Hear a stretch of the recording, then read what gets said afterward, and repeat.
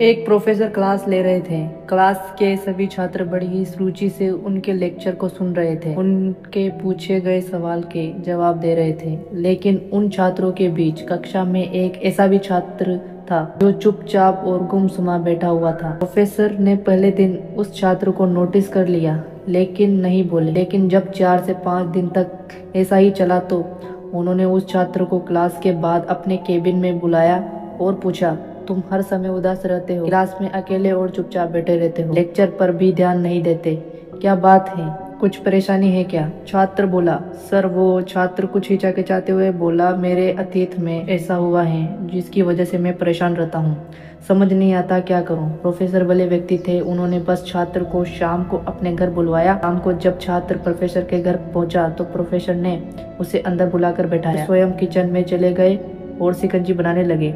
उन्होंने जानबूझकर शिकंजी में ज्यादा नमक डाल दिया। किचन से बाहर आकर शिकंजी का गिलास छात्र को देकर कहा, ये लो शिकंजी पियो। छात्र ने गिलास हाथ में लेकर उसे एक ही घूंट लिया। अधिक नमक के स्वाद के कारण का मुंह अजीब सा बन गया।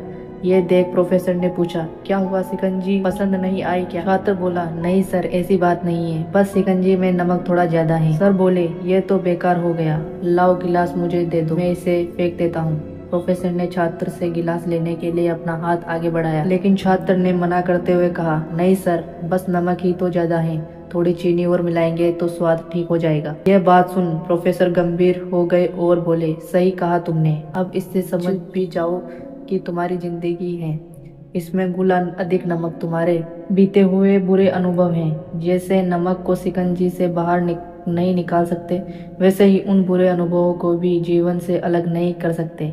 वे बुरे अनुभव भी जीवन का एक हिस्सा हैं। लेकिन जिस तरह हम चीनी घोलकर शिकंजी का स्वाद बदल सकते हैं, वैसे ही बुरे अनुभवों को भुलाने के लिए जीवन में मिठास तो घोलनी पड़ेगी। इसलिए मैं चाहता हूँ कि तुम अब अपने जीवन में मिठास घोलो। प्रोफेसर की बात छात्र समझ गया और उसने निश्चय किया कि अब बीती बातों से वह परेशान नहीं होगा। हमें इस कहानी से यह सीख मिलती है, जीवन में अक्सर हम अतीत की बुरी यादों और भावनाओं को याद करके दुखी होते रहते हैं।